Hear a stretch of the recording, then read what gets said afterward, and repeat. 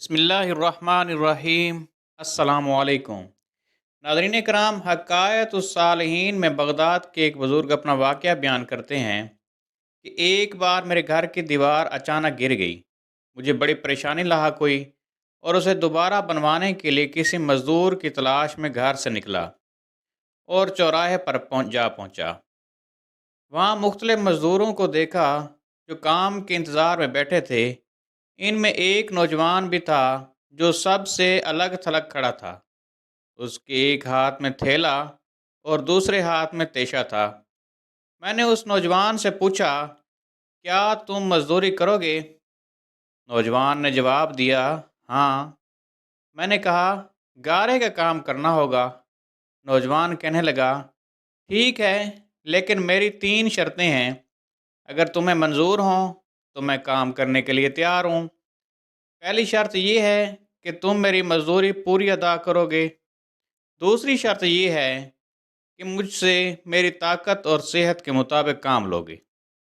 اور تیسری شرط یہ ہے کہ نماز کے وقت مجھے نماز ادا کرنے سے نہیں روکو گے۔ میں نے یہ تینوں شرطیں قبول کر لیں اور اسے ساتھ لے کر گھر آ گیا، جہاں میں نے اسے کام بتایا اور کسی ضروری کام سے باہر چلا گیا۔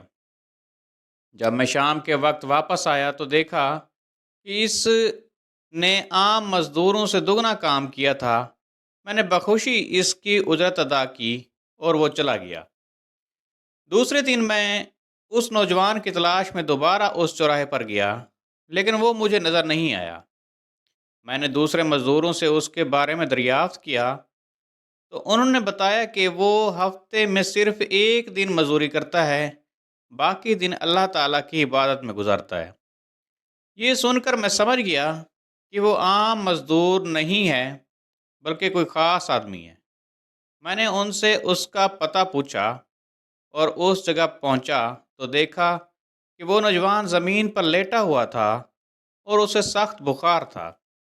میں نے اس سے کہا، میرے بھائی، تو یہاں اجنبی ہے، تنہا ہے اور پھر بیمار بھی ہے۔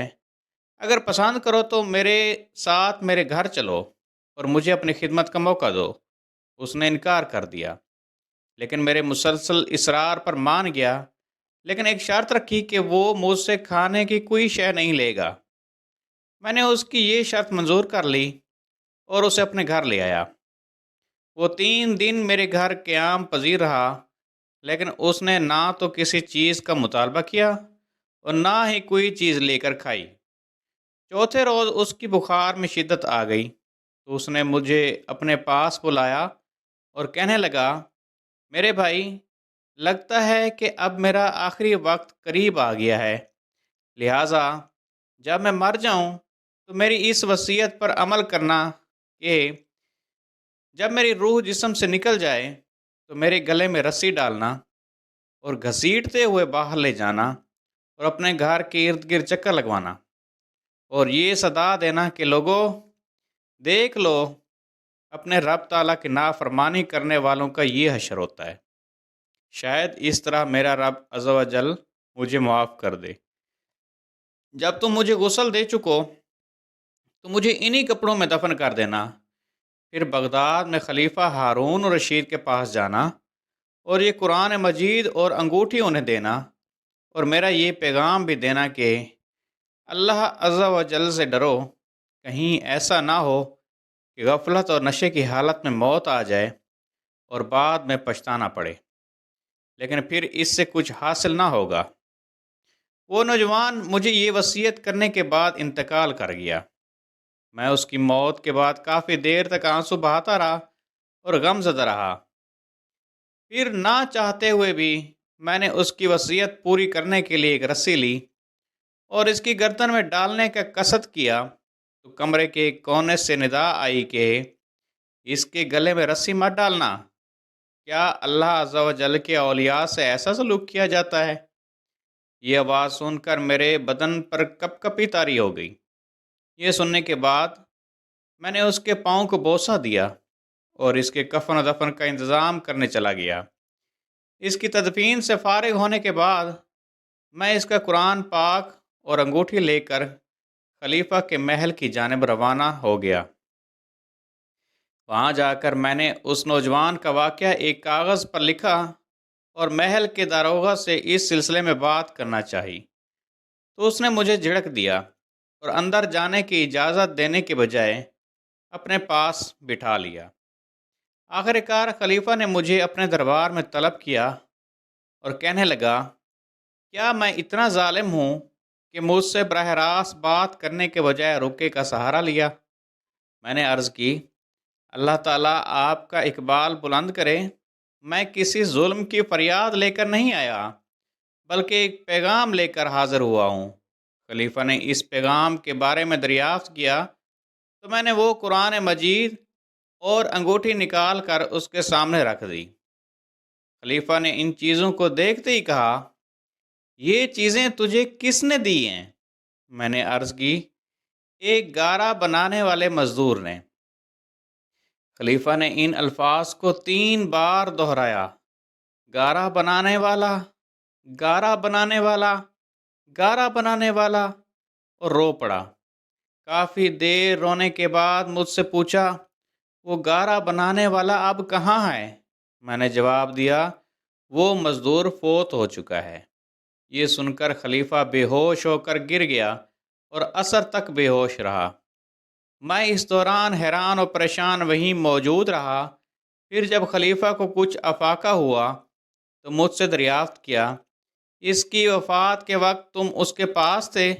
میں نے اس بات میں سر ہلا دیا تو کہنے لگا، اس نے تجھے کوئی وصیت بھی کی تھی؟ میں نے اس نوجوان کی وصیت بتائی اور وہ پیغام بھی دے دیا جو اس نوجوان نے خلیفہ کے لیے چھوڑا تھا۔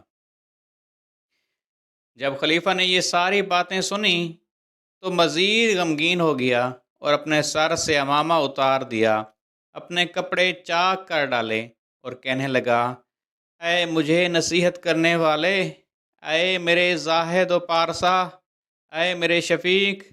اس طرح کے بہت سے القابات خلیفہ نے اس مرنے والے نوجوان کو دیے اور مسلسل آنسو بھی بہاتا رہا۔ یہ سارا معاملہ دیکھ کر میری حیرانی اور پریشانی میں مزید اضافہ ہو گیا کہ خلیفہ ایک عام سے مزدور کے لیے اس قدر غم زدہ کیوں ہے۔ جب رات ہوئی تو خلیفہ نے مجھ سے اس کی قبر پر لے جانے کی خواہش ظاہر کی تو میں اس کے ساتھ ہو لیا۔ خلیفہ چادر میں منہ چھپائے میرے پیچھے پیچھے چلنے لگا۔ جب ہم قبرستان میں پہنچے تو میں نے ایک قبر کی طرف اشارہ کر کے کہا، علی جا، یہ اس نوجوان کی قبر ہے۔ خلیفہ اس کی قبر سے لپٹ کر رونے لگا۔ پھر کچھ دیر رونے کے بعد اس کی قبر کے سرہانے کھڑا ہو گیا اور مجھ سے کہنے لگا، یہ نوجوان میرا بیٹا تھا، میری آنکھوں کی ٹھنڈک اور میرے جگر کا ٹکڑا تھا۔ ایک دن یہ رقص و سرور کی محفل میں گم تھا کہ مکتب سے کسی بچے نے یہ آیت کریمہ تلاوت کی، کیا ایمان والوں کو ابھی وہ وقت نہ آیا کہ ان کے دل جھک جائیں اللہ کی یاد کے لیے؟ جب اس نے یہ آیت سنی تو اللہ تعالیٰ کے خوف سے تھر تھر کانپنے لگا اور اس کی آنکھوں سے آنسوں کی جھڑی لگ گئی اور یہ پکار پکار کر کہنے لگا، کیوں نہیں، کیوں نہیں، اور یہ کہتے ہوئے محل کے دروازے سے باہر نکل گیا۔ اس دن سے ہمیں اس کے بارے میں کوئی خبر نہ ملی، یہاں تک کہ آج تم نے اس کی وفات کی خبر دی۔